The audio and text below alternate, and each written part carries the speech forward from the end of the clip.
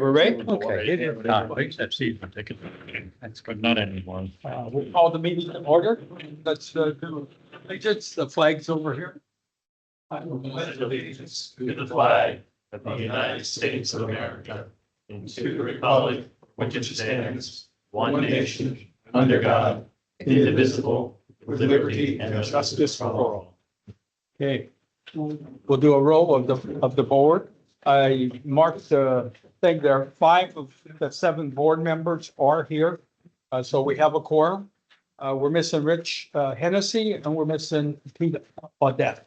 Actually, I was talking to Pete, he had he don't know exactly, they're still running tests, but it looked like he might have had a mini stroke. Oh, no. Yeah, but he's doing fine. I mean, I talked to him, I talked to his wife, he's doing fine, but I just want the group to know that. That's not the best thing. Yeah. Okay, I have one public comment from Marty. You want to read it, or you want me to read it, or? I'll recap. How's that? Well, a small recap, yeah. I went to the Board of Supervisors meeting yesterday and there was a LME Lake Maintenance Easement waiver request for 10825 Tiberio Drive. I got up there during the public comment period and I recommended that waiver from the easement get returned to the Ponds Committee. So the Ponds Committee can go out there and look at the easement and what the issue is and make a recommendation to the Board of Supervisors. So right now, the Board of Supervisors is struggling with what their overall policy is, whether it's 20 foot and they're going to clear cut. And that's what they're talking about at 2 other properties over in Gateway. So my recommendation was the Ponds Committee take it back, go out and look at it. Okay. Because right now, the issue is the town of, the city of Fort Myers will not sign off on their building permit where they put in a pool and expanded their cage. Okay, so their permit specified they could not encroach with landscaping on the LME easement. And right now they have encroached on that easement and the city won't sign off on it unless they get a waiver or they remove the plants. And I think it's more than plants. I think it's actually a tree, too. I mean, plants would be a lot easier to move than a tree. How do you get all the way to the Yeah, board of sort of. supervisors? So the Board of Supervisors has the GSCDD has a waiver form. Okay, in our Architectural Control Committee guidelines, we do not have a waiver form. However, they did apply for an ACC committee resolution, which was approved 12/6 of 23 for the pool and the cage. I did not see anything that approved any landscape. No trees. So they have the permit for the cage work and the pool, but they didn't submit anything for any landscaping work surrounding the new cage, the Not- expanded cage. Not according to our ACC guidelines that I know of. So I went over to look at the paperwork from 12/6 of last year, 23 as a matter of fact. But Nancy is on vacation and Yanni is on vacation. So I did not have access to any of that paperwork from December of 23. It just shows that the pool and the cage was approved. Okay. So I will go out and look at that, okay? And I guess we should be consistent. Right. And I guess we really need to first go by Nancy to see what was approved if they had a landscaping plan. It should have had a landscaping plan as part of the submission. Good job. I looked that up and the CDD was talking about, and the South Board of Management District says the maintenance should be 10 to 15 feet. Apparently the city has 20 feet. Yeah. We have a house on our street up 2 houses from me, where when they were building the house and the pool and landscaping, they found out they had intruded on some pond area. And they actually had to reduce the place of the house to make the pool a little bit smaller. That still might be within that 20-foot range. I have never measured Right. it, but it's very close to the waters, which is a situation you'll have to Yep. take a peek at. You do have a lake maintenance issues in our ACC guidelines and exhibit D. Okay, we'll look at it. All right. Okay, I just think we should be consistent. Whatever we do, we should be consistent. We shouldn't have one homeowner have to move it because they're in the easement. And another homeowner, we say it's okay. I mean, we should be consistent with what we do. That's my opinion. But I haven't looked at this one and see how close and stuff like that. Cause I'd always heard, Joe, that it was 10 feet. I've never heard 20 feet. Yeah, I looked it up and the drainage easement is 20 feet by the South Florida Board of Management. The maintenance was 10 to 15. Okay. Tony, the attorney for the CD, looked up my house. Yeah. And my flat said 20 feet. On the flat, and I have a flat and I thought it said 10 feet, so I'm not sure. Uh, There's Well, confusion. We'll just worry about one home, There you go. okay? Okay, And that's one I will look at that home and see what, I don't know if I'll get the tape measure out, but I'll at least look at it. Depends on worse. Yeah, I know. Yeah, where do you measure from? Yeah. Okay, next thing is the minutes. I've made, The water line now. I made some modification to the minutes. The biggest thing was the fact they had Pete. Our dad is a ponds group member and he was not part of the committee. That was the change that needed to be made. This was from our October 18th meeting. I went through and read through it and that's about the only thing I saw. So I have a recommendation to approve the minutes. I recommend. Okay, second, Second. vote. Aye. Aye, 5-0. I'll sign this before we leave here. Ran. The next thing I have here is the financial summary. You want to pull up that? Oh, you got it there.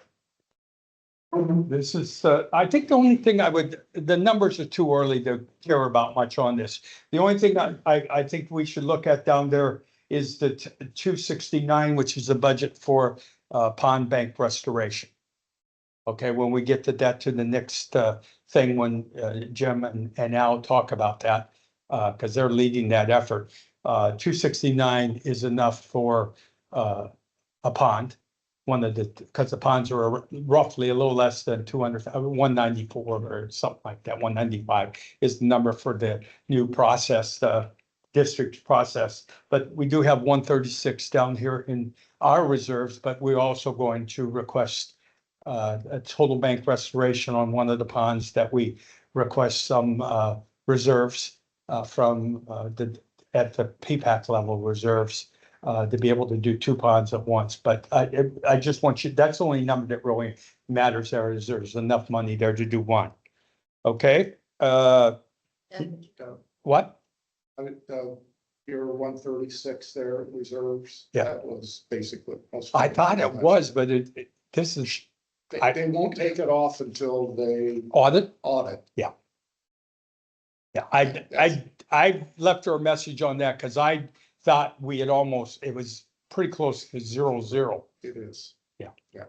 Okay, the next thing, go to the next item is the bids. I think their 3-year bids are up for the conservation area, the maintenance of the conservation area, the littoral management, and the aeration. Those are the three big things that are up for whatever we go for. I call bid or quote or however we proceed with that. Right now they're grouped by the way the current contracts are there. And it might not be it's not the right way to group them because littoral management for Old Pelican is tied with one contract with aeration because of the fact the same contractor has both. It doesn't make logical sense except when you're going to ask for quotes, they should be separated so that we will end up, I think, when I looked at it, we will end up with probably littoral management quote. We will ask vendors for littoral management. We'll ask for aeration and we'll ask for the conservation area. So we'll ask for 3 that we should think about, because I think that's the right way. And after we award contracts, if the district or Randy wants to merge them together by how contracts are awarded, so they have less contracts to deal with, 1 contract per vendor, they can do that. But it doesn't make sense to me to go to get quotes for things that don't logically come together. But the other thing is that we should look at, do we still want to maintain new and old for littoral management, or do we want 1 littoral contractor? I mean, if you remember how we got here by the fact that WCI/Lennar used for the newer part, used a different contractor to do littoral management. And Old Pelican, which was done more by the Ponds Group, have a different contractor. So we had 2 different contractors that do littoral management. And some people thought it was good to have competition. But I don't know if it really, but that's for the group. I'll ask for a recommendation on whether we split them new and old, or whether we just go ask for a bid for littoral management. Just to put things in perspective, I have some numbers here I will read to you. The Superior has, that would be the Old Pelican. Their littoral management is $72,000 a year. That's for how many ponds? I don't have the, they're in here, the number of ponds, yes. That would have been, which one's up here, 33? I guess, 33 ponds. And Yeah, I guess. That's the yeah, number of that's aeration. okay. 33 ponds is that one. And the other one, the Solitude, has 22. 22, and theirs is 48,500, let's say 49,000. So between the 2 of them, it's 72 and 49. And that's what we're spending today for littoral management. The contract for aeration is 34,000. And that's what's Superior. It's 34,000, but parts are not part of that. They come as like one-off, the parts when something breaks. Their labor is covered by the contract. Figuring out which ones are broke is covered by the contract, but the actual for compressor breaks, that's a separate entity, and we end up doing the PO for that part. And then the only other thing here is conservation. That's also with Solitude. That's 52,000. When's So- that contract in? What? When is that contract in? I think they're all together at the same time, correct? I'm not 100%. Well, this The says, meeting shows it's set to expire on September 30th of 2025. right, Okay, so next September. Well, this this September. September. Oh, yeah. Yeah. It hasn't arrived yet. So Yeah. what we have to do before we go on to the next topic is determine what what should be our strategy?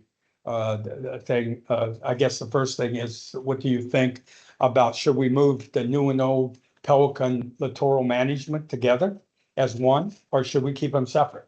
Do we have is there a distinctive difference between the two in dealing with them, or? No. No, I know, I've been interfacing with Superior. Lynn's interfaces with Solitude. The pond walkers, and we watch the tickets, and if there's any issues come up, we're aware of what's going on in our area.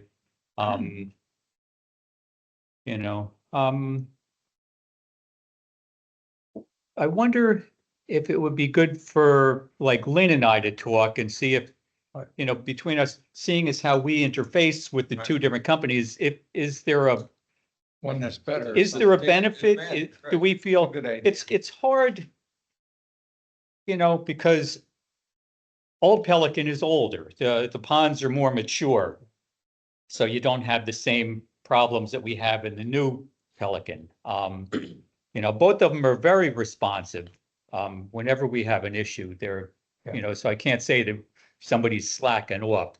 But in one hand, it is nice having 2 because nobody gets too complacent, because if somebody starts slacking off, it's like, well, if I hold your feet to the fire and tell you you're gonna lose it. Is there a savings if I using it with one? Um, I don't know because it's all up to guys coming on specific days. Their reporting to us is different. Um,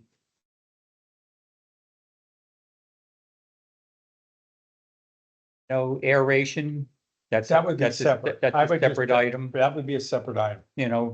but in all reality, with Superior, we still want to do aeration only. Yeah. If they didn't have, They actually were the ones that brought them together. They Okay. bid on each one separate.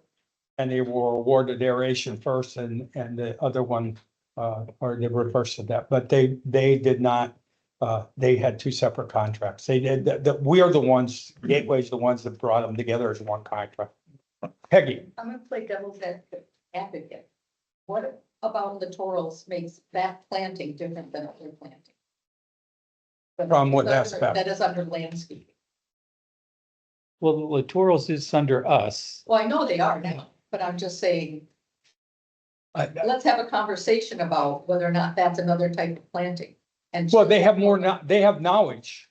But the only thing I will say to that, and I don't care, and in fact, my life and our life in the Ponds Group would be easier if we didn't have it. So I mean, that's a selfish way to look at it. But the vendors that do littoral management and the chemicals they use to spray are totally different than the vendors that would be, they need certain permits to be able to go to the ponds and spray the littorals to keep that boundary, or how deep But it that would is. still be under pond maintenance, not, I'm talking about, I'm just saying that it could be different than landscaping because the vendor, you're not going to get a Meriscape to get in there and and do that type of stuff is what I'm saying. But I'm fine with I'm fine with thinking about that.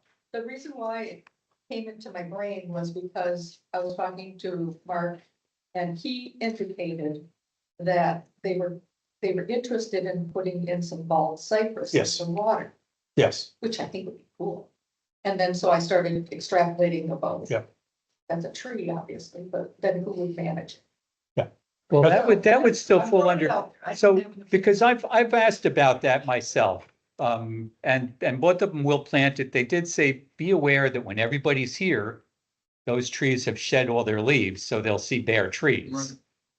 In the summer, when we're here, Yeah. it'll look nice. I think I like the idea because I think the root system is definitely a big advantage in certain areas.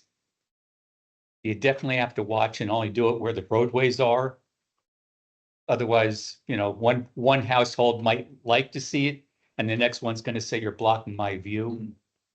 So there's, as far as using it behind houses, that could be problematic, even in trouble areas. Because I have one trouble area that one person does, it's a very shallow area. It's all spike rush. It's probably about 30 feet, but you can't do anything with it. I tried, we killed it. We tried planting some cannas. It fails. Technically, it's golf course property, so you become very limited.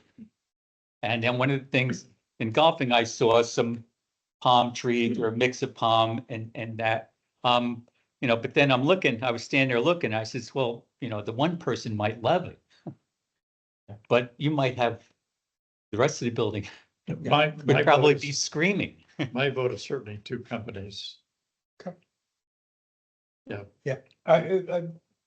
because you could say, you could bid on both. Or you could bid on one of them. I mean, we've done some of that with the pond bank restoration. They were able to bid one or both ponds. Yeah. So you could do something like that. Back to your comment, Mike, about what's the difference. In Old Pelican, our biggest issue is overgrowth. And the growth from the bottom of the ponds coming up because they're old. And there's a lot of stuff there so we have that problem and New Pelican, it's more, there's no plants. The exact opposite of that, and for whatever reason, the plants in New Pelican, a lot of the ponds don't have littorals on the banks and stuff like that. So they're too, and part of that is the age of the ponds. Just as an aside to that, I've gone out and walked Pond 38. Yeah. None of it survived. Right. The littorals didn't work. If you wanted to see if there was a savings, you could actually bid it as Yeah. old, new, or both. Right, combined, right. And you could see if there would be. Right. You would think there'd be some economy of scale if just one of Yeah. them had it, but then again, it doesn't. And the other thing, Leverage. when we go through this process, it would be good. When we go through the process, I think it would be, also be good to look at a multi-year with a maximum increase per year. I think some of the things, I just don't want to get to the point, I'd like a multi-year, but I don't want to get to the point that forces us out of the abbreviated quote process into a formal bid. But just, no, I mean, be honest, with the formal bid process, we've got some data now to look at the formal bid process. It adds somewhere between 20 and 25% to the cost. Because the terms you add in the bid costs the vendor that's doing the work money. And I also found out from Chelsea is some of the problem is when you see the bids we got on pond bank restoration, the ones that they did are 2 to 4 times the cost per linear foot. And part of the issue there, and I didn't know this, is since they have bond money they're spending on it, there's government regulations that require the people they can hire to do the work. They can't, there's a minimum wage, there's a all-American product. There's a list of things that those vendors to bid on that product because it's government money, because it's the bond money, which increases the cost. So if there's a way we can do this, to do 3 at once, do the abbreviated process, which is, just so you know, it's called ITQ. I hate acronyms. But it's an abbreviated process with less terms, which makes the bidding process less. We will question that when we go through this. We're going through it now. But that thing, I would really like to do a 1 year plus increase per year for the following years. So we only have to go through this once every 3 years. Yeah. And we don't have to go through this every year. But touch a base on what you're saying, Peggy, as far as the littorals. I know we have done some littoral plantings. We will have some more scheduled this spring before the wet season comes. What we've been doing in the past is we're trying to use the same contractor who's managing it, because I don't want anybody spraying anything. I want them to have ownership, so if somebody sprays something and it kills it, and we see it, okay, this is all on you, your guys are doing it. I just think it prevents some of it's somebody else. Randy, a question to you. I mean, we got some example conservation area, you know more than anyone. I mean, you're the one that did the formal bid process and the specs and stuff like that. The existing contract that is in place now was the specs from a formal bid. And that vendor went out of, ended back with a different vendor, but it was, the specs were there. I don't know how much work is going to go into the specs for the contracts compared to the current contracts we have in place. Right. How much different it's going to be and how much additional cost are we going to add. You and I can talk about that, and maybe it's Chelsea or Daniel and I, just to see what the form, what I mean, is there only the ITQ and the formal bid are the only 2 options? Because when you go to maintenance, it's a different animal. I mean, I don't think you're going to get a bid bond on. So even for maintenance, the Board of Supervisors voted on the policy for the price range of 35 to 195 Right. goes the ITQ route. Right. So anything in that range would be, Well, I mean, all these will be in that range. and those are unless you're- service provider agreements, Right. right? and all, what I'm saying is all of them will be in that range. Right. Unless you start adding them all, you know what I mean? Adding Right, them all yeah, yeah. together, because a 1-year contract right now is 124 on littorals. If you add the two together, it's 124,000. But I don't know, do you count, if you put a 5% per year increase for the next 2 years, is that considered 3 times that? So you have the option, so a lot of the service provider agreements we have with the district, Yeah. they have the option for the extension. So Yep. like for landscaping contracts, Right. you have the 1-year Right. bid, right? And then you have the option for renewal for the second and third year. And that's Okay. not counted as 3 times Correct. the cost in the bid. Correct. So You would that just would get the still be annual. 134 Right. and not 3 times 134, which would put it into the formal bid. Correct. Okay, that's good. And also with that is after 2 years, if you are unhappy with their service, you are not under contract, you're not breaking a contract. You're just not going to renew for that third Correct. Okay. year, okay. Okay, but we don't need a vote on that, but I think right now, from what I'm seeing, is that we probably would go with a direction in littoral management of requesting 2 bids and allow the vendor to bid on both. So we could end up with 1 vendor versus 2. Okay, and you guys, that will be part of our decision process, because I think they'll all bid on the whole thing. But it'd be good to be able to separate it if we wanted to. Mhm. And then we give you guys some time in the meetings to talk through what do we really want to do? Do we want 1 vendor or 2 when we make the final recommendation? Then we would do aeration by itself. And then we'd do the conservation area by itself. And like I said, the conservation area is 52,000, so none of these are close to 195. They're Okay. all, the biggest one would be 134, and that's if we put them both together on the Taurus. When will we be when will we be looking to make a decision? Well, the thing says they want to get this done by the end, Well, Our by September direction by 30th, the but end this of- right, takes, by the- it's not right. a fast process. right, So we right, don't have much time right. in all reality. Right. I mean, we have to have something in place by the end of September. Yeah. By the end of this fiscal year for the district is the end of September. So when we start October 1st for the new year, we need contracts in place for those 3 things. Okay, so we're thinking of putting it out for contract, out for bids, Or quote, for quotes for 4 functions. The aquatic plant control for old, for new, for aeration, and for conservation maintenance. The So only there's thing 4 I would- separate, only thing 4 separate, but they could bid on all 4 anyway. right, They could bid on both of them for littorals, but they could also bid on both of them for littorals and aeration. They're just separate contracts. Or separate quotes. will aeration be separate from Yes. like the old Pelican aeration and new Pelican aeration? no. Right now aeration is One one. aeration. Okay, All I'm saying by that is the fact that the same vendor could win all 4. yeah, Right, they could Yeah. bid on them all 4, but they're Right. separate. That we aren't combined in together, okay. huh? Is Now, that what not- would happen if, say, say Solitude comes in with a low bid for all 4, but we really want to have 2 contractors? Is that an issue? If we turn around and say, So- okay, while you are the low bidder, we determine that we want to use company B to do half of the littoral maintenance, the pond maintenance. So in each selection advisory committee, it's not only the lowest bidder, but it's the lowest and most competent, or however this Yeah. advisory committee selects, right? Okay. And as an That would example, be guys, that would be on the committee to decide Right. a recommendation. and the fact that they're currently doing the business today might play into that decision process. Yes, familiarity is, Right.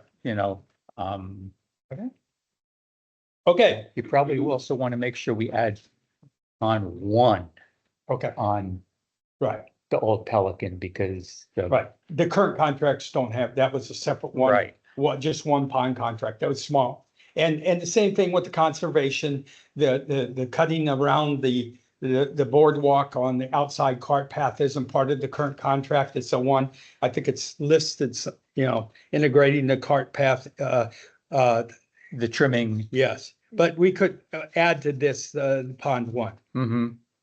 Well, that would, well, No, maintenance, that would be under the Yeah. littoral, But these are for everything, I think. okay, Okay, okay. all right. One more thing, major thing to do is we have, did the ITQ process, which is invite to quote, which is a formal, informal way of asking vendors to bid. Give us a quote on the project, as opposed to a formal bid that has to be in the newspaper and anyone can bid. This is, we do an ITQ, which is a invitation to quote. Put up the little summary. Where's that summary? If you, yeah, here is the summary. If you blow that up a little, you can see we have, these are the bids we had for pond 47. And I got a sheet for 48, but we ended up going to 2, 4, 6, 8 vendors. Okay, we asked 8, well, we asked 3 vendors and Daniel and Chelsea asked another 5. But this is what occurred from that. We got quotes for both 47 and 48 for 2 vendors, both Copeland and Extreme Divers. Landshore came back with a no bid.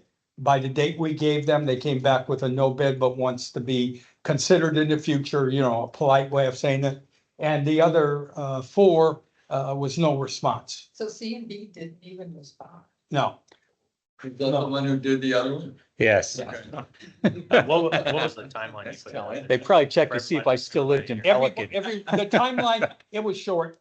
And I mean, it was short timeline, and unless you were very familiar with Pelican and those ponds, it probably, I mean, I would think if I was a bidder, you know, and no one, I wasn't in there already working on knowing about the situation, you know, I would probably do a no response too. I don't hold against any of them that did a no response. They were given a couple weeks, they were all given a couple weeks, they were all given consistent. Okay, so that's 47. There's the same sheet on 48 but you can look, is that the 40? Why is the linear Yeah. footage different?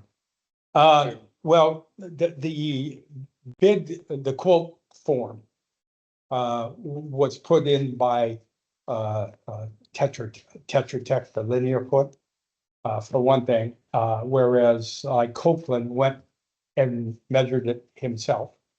Okay, measured it himself. Well, you'll see we normalize them so we're bidding the same linear foot when we compare them.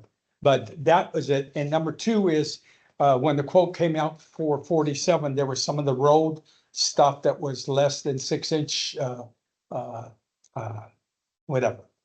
The Some road, of them, they felt it didn't need to be done, so they yeah, right. Where moved it Copeland, from what they, where Copeland bid the whole thing, even the stuff that was 6-inch or less. Okay, so that's the main difference. And so that's why we went back and normalized it to the same number of feet, 1496. So that when we compared Copeland and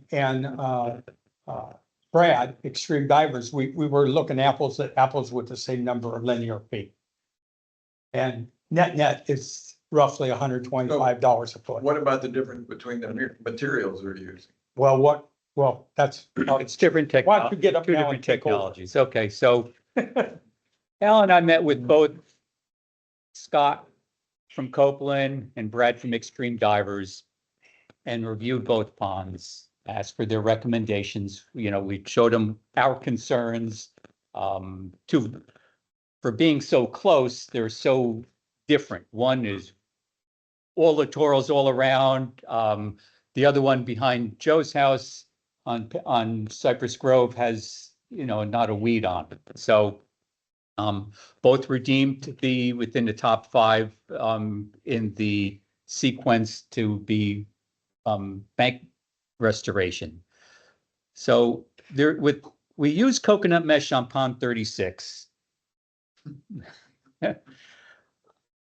I wasn't very happy with the contractor.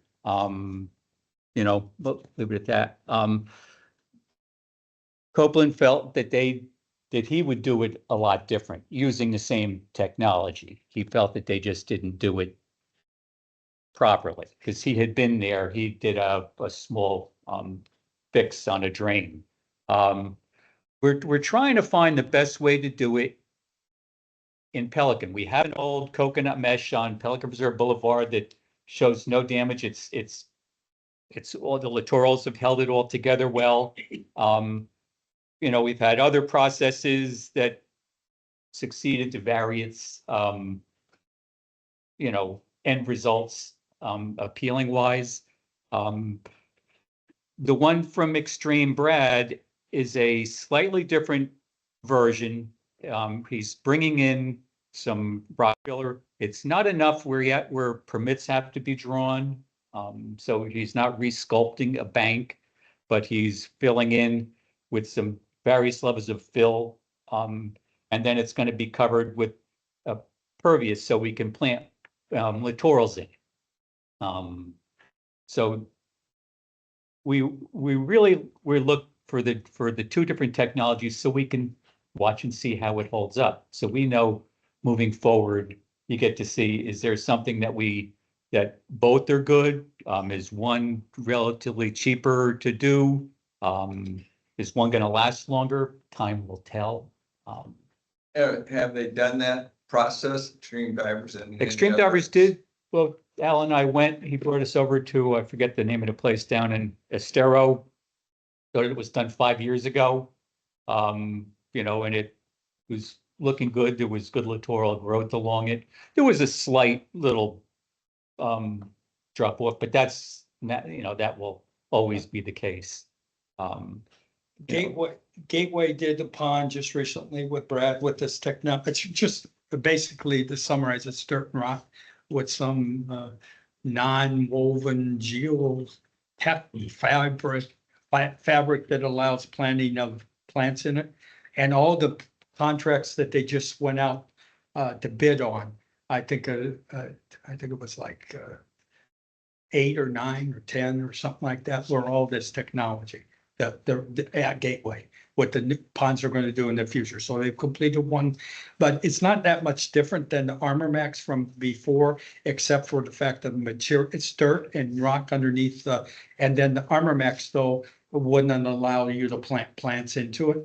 This is a fabric that sort of gets best of both type thing, and we'll see.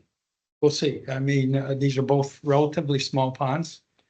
Yeah, and we had to make a relatively, you know, well, I don't want to say quick decision because we're not just going out running around to get it done. This is stuff that is, well, we haven't used Brads in the past here. You know, we did go out and see it. It looks good. The one pond 47 has pretty extreme erosion, and you know, we felt that might be a better fit for Brad's technology as opposed to reclaiming the pond stuff from the pond bottom. So that's why, you know, in looking at both ponds and the two technologies, we felt that these would be, you know, probably the best fit for another trial. You know, so we met and we looked at it, and, you know, so we kind of felt that 47 would be a good fit for Extreme's bid. And Copeland would be a good fit for pond 48. That has a lot more littoral growth around it. Again, both are not very big ponds in the scheme of things. You know, each one fit, but normally we would only be able to do one pond, but we are hoping that we can get, you know, reserve funding for pond 47, so we can do, you know, 2 ponds. I know both contractors, they're looking to do it starting in February, March, because the idea is we want to get it done by April, because we have to get plantings done, and you have to get plantings done in April, May at the end. So there's a very tight timeline there to get it all completed. I really don't want to go a year and have a pond restored, no littoral starting to grow, because it takes 3 to 5 years before you really start getting these established where they're going to make a difference in helping to protect the banks. The banks are predominantly eroded from wind-blown waves. The spike rush does a good job. Nothing is perfect in knocking these wavelets down a little bit before it hits the bank, but you know, I really want to get these plantings done. You know, now these are both in Superior's area, so I've been working with Superior for Pond 36. We'll be meeting with them soon for a bid to populate that bank up for littorals. So we have a blanket up to 195,000. That we can follow that. One pond. But we have to use reserves for the second pond. Yeah, and the only thing I changed it because is I probably, if we did the prioritization from Tetra Tech and followed that recommendation, 47 would be first. And so, I mean, from a request standpoint, I might say 48 versus, they're about the same price. Yeah, Just from the yeah. standpoint, we could be, the PPAC could come back and say, we're not gonna give you reserves. Right. Right? And if that's the case, then we'd only do one. And if, I wouldn't want us to change the priorities just because of how we tied the, you know what I'm saying, the reserve. 47 would be the first one. 47 would be the first one. You know, we also looked at the prioritization list, and I felt one thing that we didn't take into account was ponds that had roadside access. These are ones that fishermen are going to be accessing, people walking dogs. Other ponds are strictly, I'll call them landlocked. They're all behind. So while you may have individuals going back there to fish, for the most part, they're not going to have as much, I'll call it, risk of somebody getting hurt on a steep drop off. So one of the things I did is I reprioritized it, trying to add roadway access to make it a higher priority than a non-roadway access. 47 would still come up. 47 would still come out ahead. Because they actually have road access. 48 has its land or house lock. This house Whatever. block, that's behind your house. You know, but 47 also is a fishing area. Yeah. Not that, as Joe knows, nobody fishes there because there's not much fish to catch. There's no littorals. It's kind of, There's no weed drag. Yeah. well, yes, you know. Yeah, I think we can go into the strategy going forward, which is the next thing. But for where we're at right Yeah. now, you could give a recommendation. I know Al and Jim work together because of the fact that Al is part of the Ponds group, but he's not on the board, so they could work together closely on this project where I shouldn't work with Jim and didn't work in this process. I understand where we're at and stuff like that, but I really didn't go look at references and things like that they did. So why don't we get a recommendation for what you want to do on 47, what you want your recommendation for 48, vote as a board, and then we could go on to the next thing is going forward, what our strategy is after this year. Okay, Here, so to propose to the board that pond 47, we recommend using extreme divers. To be done in a short period of time, looking to have it done this spring. And pond 48 with Copeland. You know, after review, so I propose this to the board. yeah, I think we'll vote twice, two Okay, votes, 2 votes. 2 votes, that's okay. Okay. Just as a 47. reminder, make sure you state your name before you vote, Yep. so we have it for record. Okay, Okay, so for pond 47, a recommendation is for extreme divers. but I have a second on that. Second. Okay, Please say your name. Lynn, Jim. Lynn. Jim Just so Latham. that we Jim and Lynn. Lynn. Got it. I know Lynn.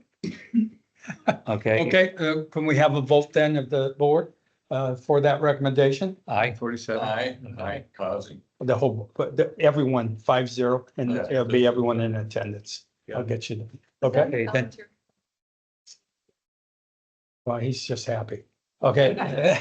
Make sure. All right, so then 48, our recommendation is for Copeland.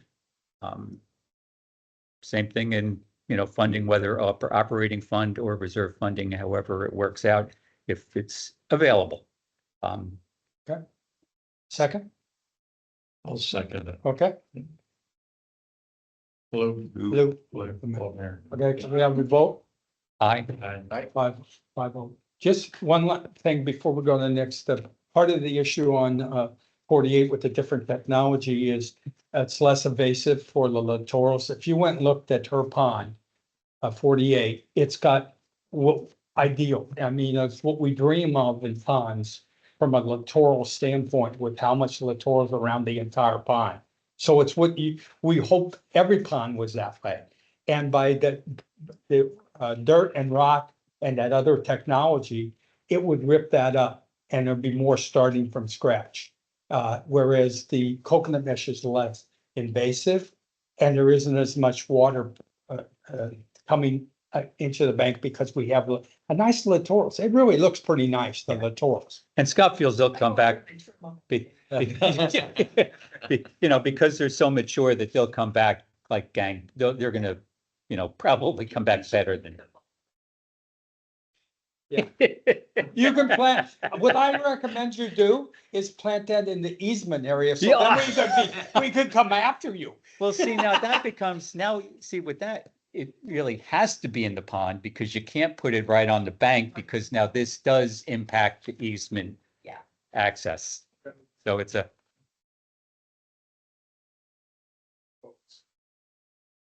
Is not covered by your current budget. Well, let's just, there be exactly, The budget was- but the budget is 269. Let's just, I'd like to round things up to say 270.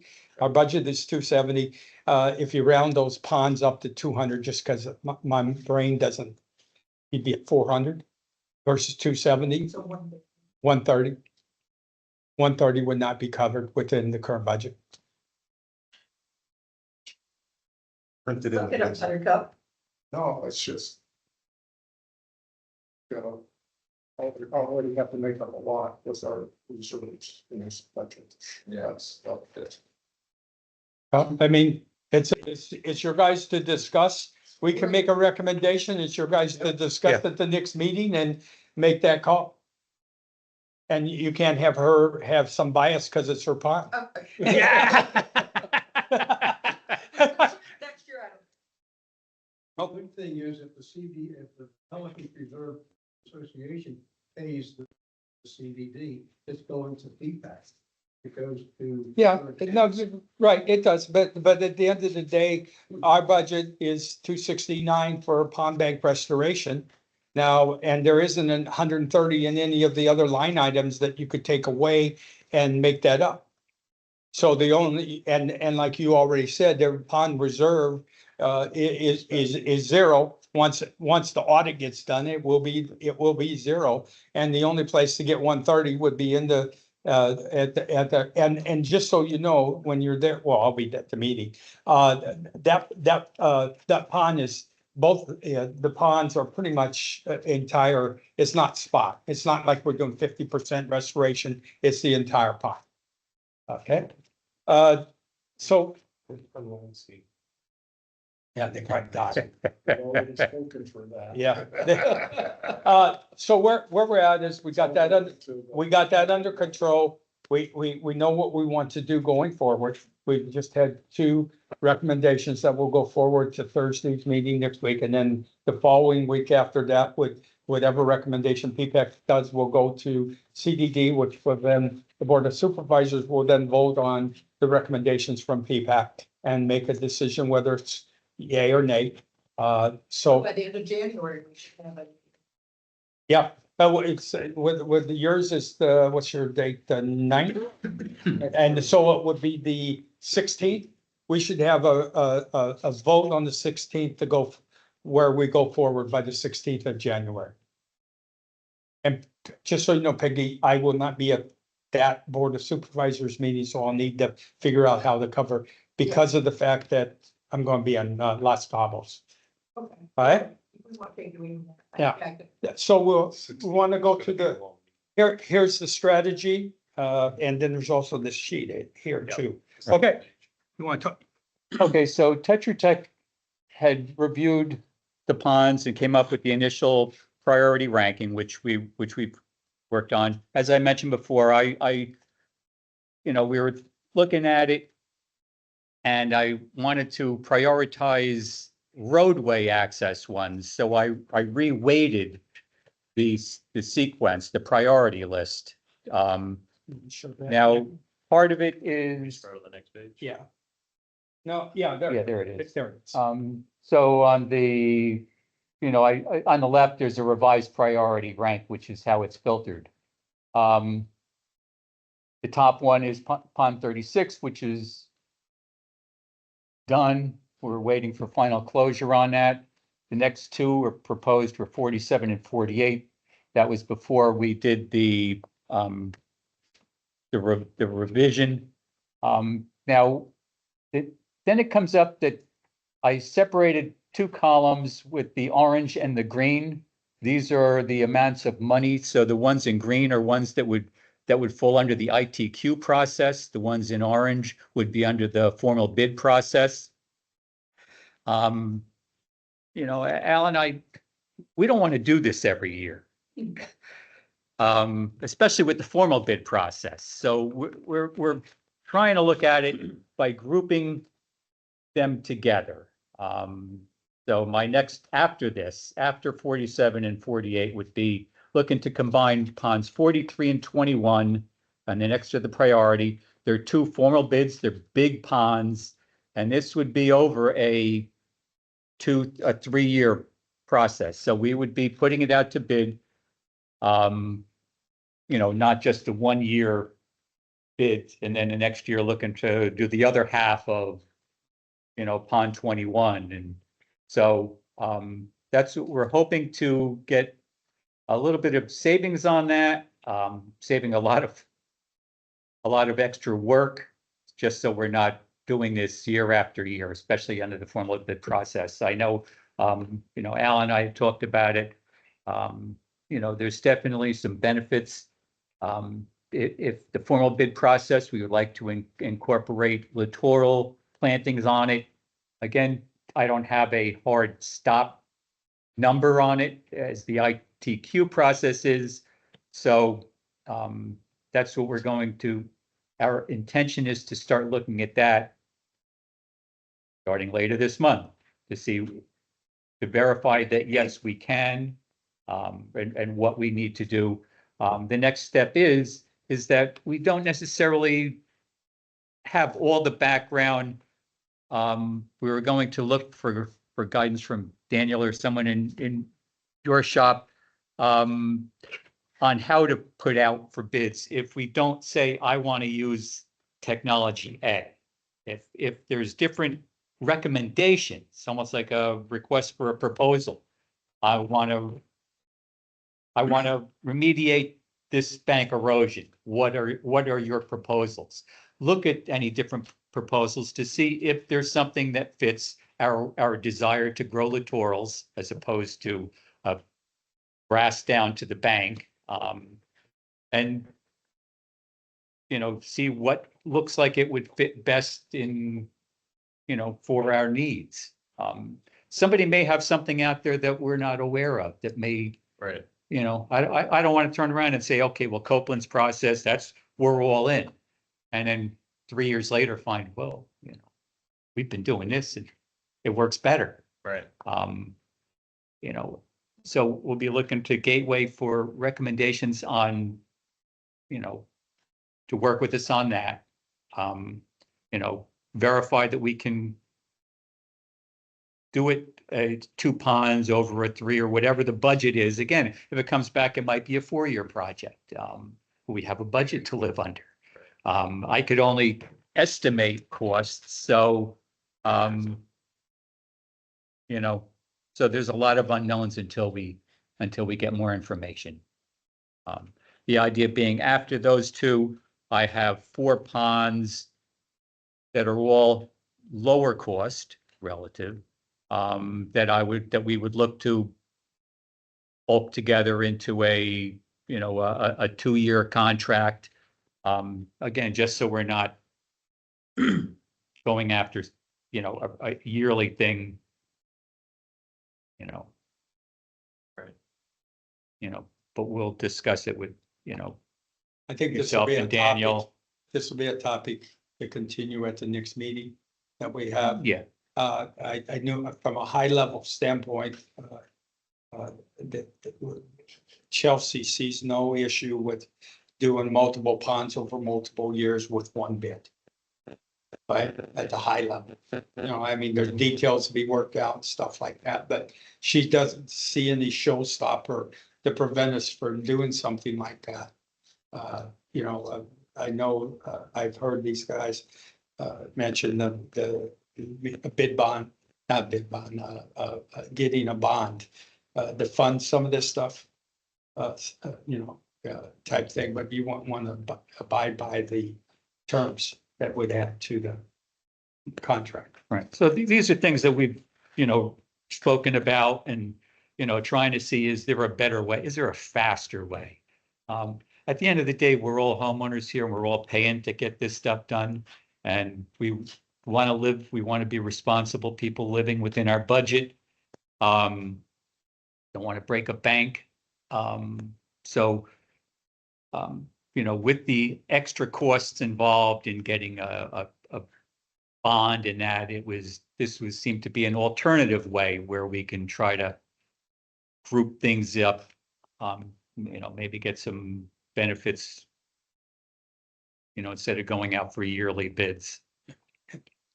I was just gonna say that the schedule we go forward with the strategy will live within the budget, not assume we need to go to reserves. But it'd be good to be able to get two pilots going at the same time, to be able to look at the two different technologies, as so that when we do the follow-on stuff, we know we have a better idea of the technologies within the restoration. Well, I think you're getting a better idea now of what some of this restoration cost is going to be. So when you start putting together next year's budget, you can actually. What we don't know, well, what we don't know is the formal bid process. Cause, let's be honest, on pond 36, CMB Civil came in and underbid the thing to win the business. And if you look at their bids, they were like $80 a foot, I believe, when it was all said and done. And what they bid at Gateway with the formal bid process the second time, they added a few more terms, but it was double that cost.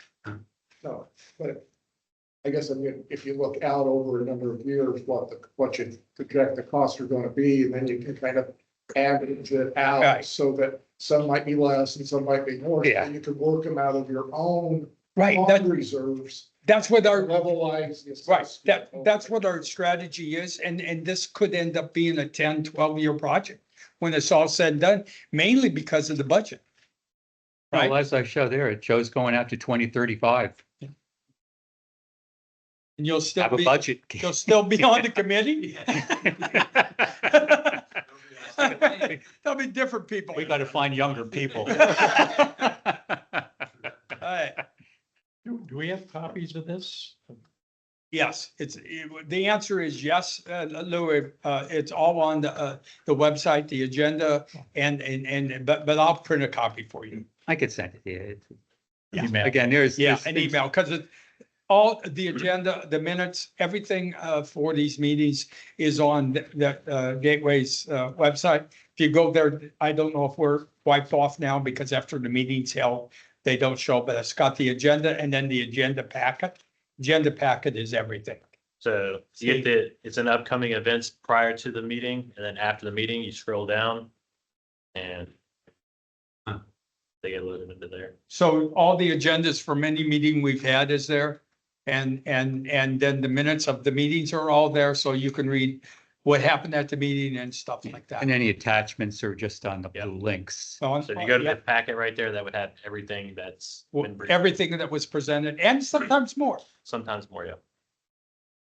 You know, but again, all my quotes that were on there was all based on 125. I just had to get a benchmark. Yeah.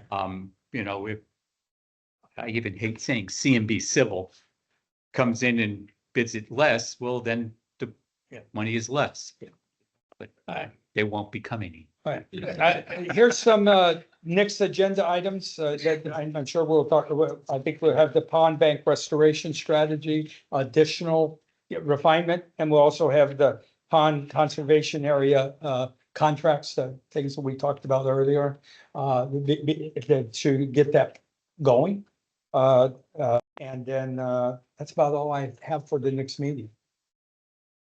And hopefully we'll get these two things going and get a couple more ponds done. Yes, On Pond 36, did Sandy come back and take a last look at? Not yet.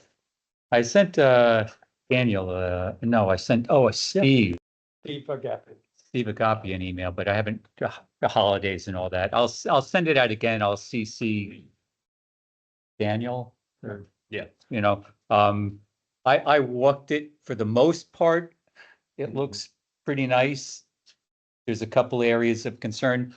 Again, I sent an email to Steve. He's, the contractor, the engineering firm. So I need them to say, does this meet a level that it should be a violation of, it falls under the warranty. the warrant. So, I want perfection. So I just want to find out from them, yes, there's enough that warrants warranty work. What's my next step? Obviously, I can't just send them an email and say, I'm unhappy, come out and fix it.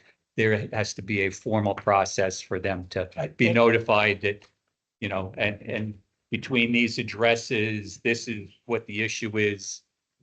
I think, yeah, but I do believe the probability of getting warranty work done is very high with them because they have won the business. CB Civil has won the business at 2 ponds at Gateway. Okay. So they're going, right, and those were the ones that doubled the cost per linear foot that they won the business at. So they are going to be in Gateway and want to do more ponds in the future. I think they're very likely to be much more agreeable than if they lost all the business at Gateway going forward. So I feel pretty confident. And actually, I thought it was going to be a lot worse than it was when the low water mark came down. I thought the ponds were going to look worse. That pond was going to look worse. And then I'm sorry, Carrie, what's the status with the low ponds, Mark? Because I'm gonna have to report back to the presidency. Well, I mean, I put a note out to all Pelican Reserve thing. I will be at the meeting. The status is that, they will not fill back up until we get rain. I mean, But the weirs are up now. my understanding is the weirs are up. Then, which is why there was the problem. They kept the weirs lowered. You understand why. Whatever the exact number of ponds, is it 8 or 14 that Gateway's doing?